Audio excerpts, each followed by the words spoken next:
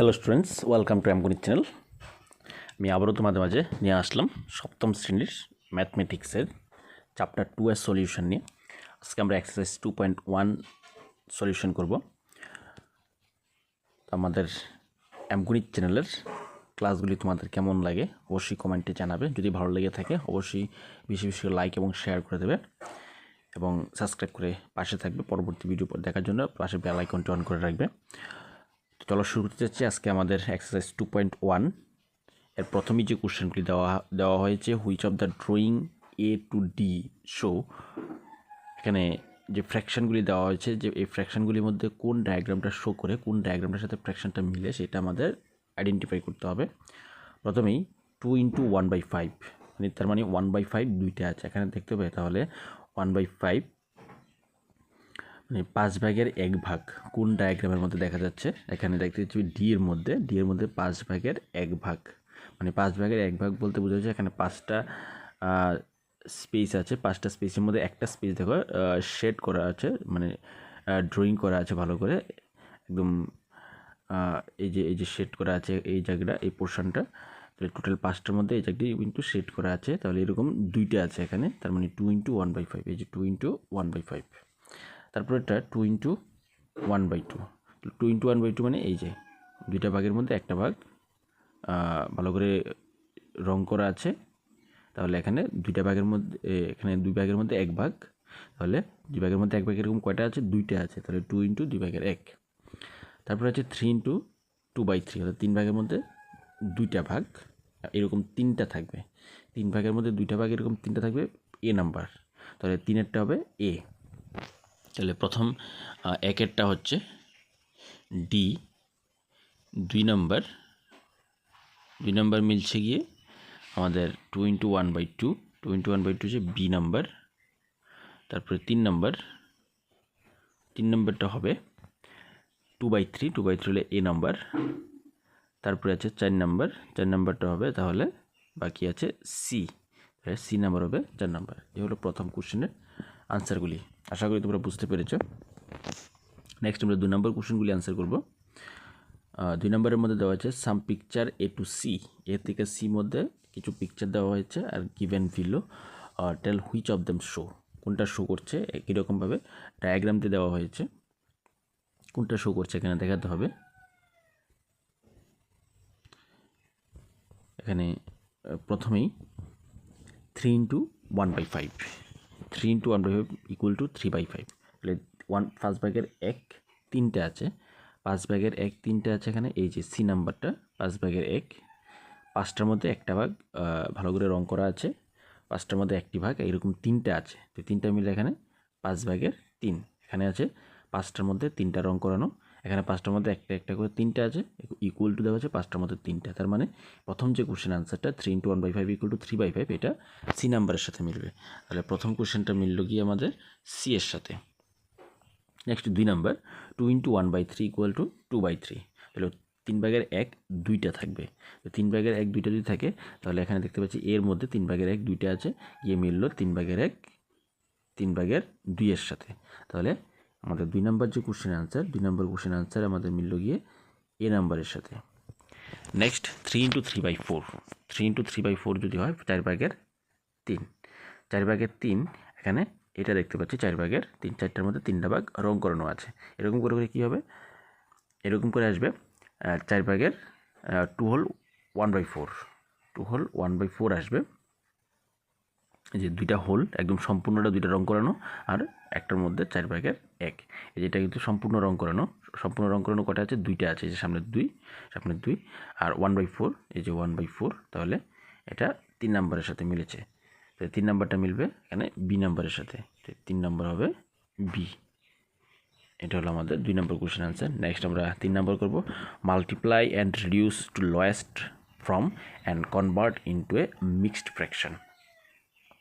এটা মাল্টিপ্লাই করতে হবে এবং লোয়েস্ট ফর্মে কনভার্ট করে মিক্সড ফ্র্যাকশনে কনভার্ট করতে হবে। মিক্সড ফ্র্যাকশন মানে ইমপ্রপার ফ্র্যাকশন যদি থাকে তাহলে এটা আমরা মিক্সড ফ্র্যাকশনে কনভার্ট করব। নেক্সট 3 নাম্বার,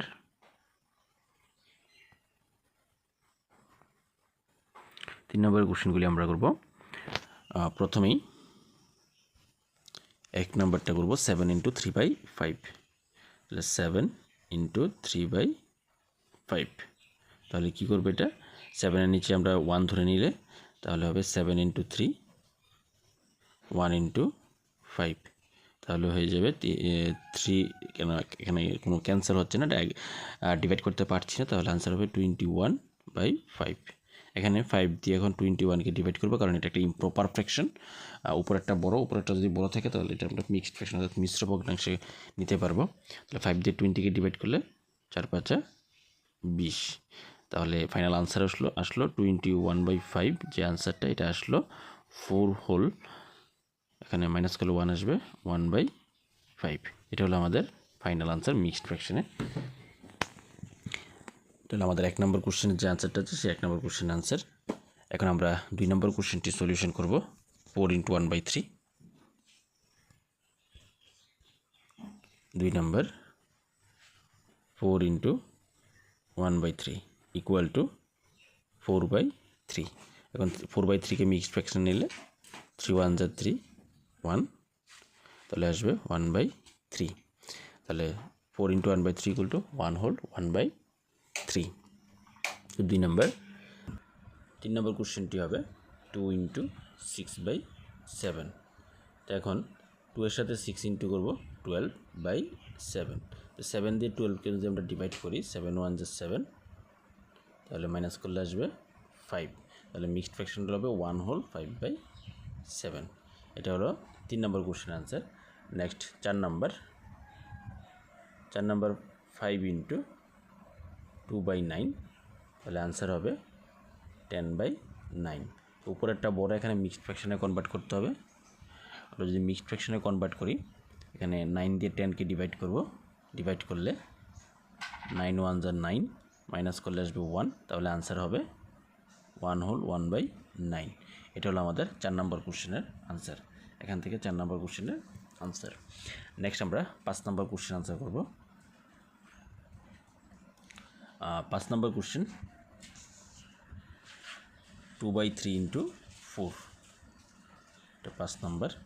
তাহলে আমরা ইন্টু করবো, এখানে উপরে নিচে 1 ধরে নিলে 2 × 4/3, তাহলে আনসার আসলো 8/3।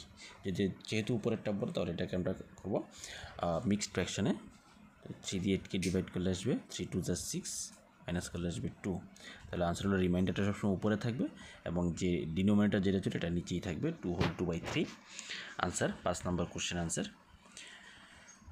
আশা করি তোমরা বুঝতে পারছো 3 নম্বর কোশ্চেনগুলি খুব সহজ অঙ্ক, এবং চ্যাপ্টারটা কিন্তু খুব ইম্পর্ট্যান্ট চ্যাপ্টার।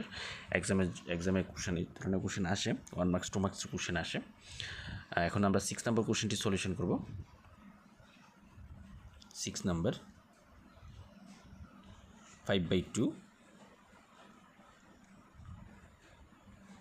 × 6, এখানে ইন্টু করলে আসবে 5 × 6/2, আনসার আসবে 30/2। এখানে 2 দিয়ে 30কে ডিভাইড করা যায়, 2 দিয়ে 30কে ডিভাইড করলে আনসার চলে আসবে 15। তাহলে এটার আনসার আমাদের যে 6 নম্বর যে কোশ্চেন আনসার, 6 নম্বর কোশ্চেন আনসার হবে 15। এখন আমাদের 7 নম্বর 11 × 4/7। 11 × 4/7 কি ইন্টু করলে আসবে, নিচে 7 থাকবে আর উপরে থাকবে 44। এবং এটাকে মিক্সড ফ্র্যাকশন নিলে 44কে 7 দিয়ে আমরা ডিভাইড করব, তাহলে ডিভাইড করলে আসবে 6 × 7 = 42, মাইনাস করলে আসবে 2। তাহলে আমাদের মিক্সড ফ্র্যাকশনটা হলো 7 না, এখানে হবে 6, আর রিমাইন্ডারটা চলে যাবে উপরে, আর ডিনোমিনেটর 7 নিচে থাকবে, তাহলে 6 হোল 2/7। তাহলে আমাদের 7 নম্বর কোশ্চেন আনসার। তো এরকমভাবে আমাদের সবগুলি অঙ্ক কিন্তু আমরা এরকমভাবেই করব। তো পরবর্তীতে আমাদের আরও 3টি কোশ্চেন রয়ে গেছে।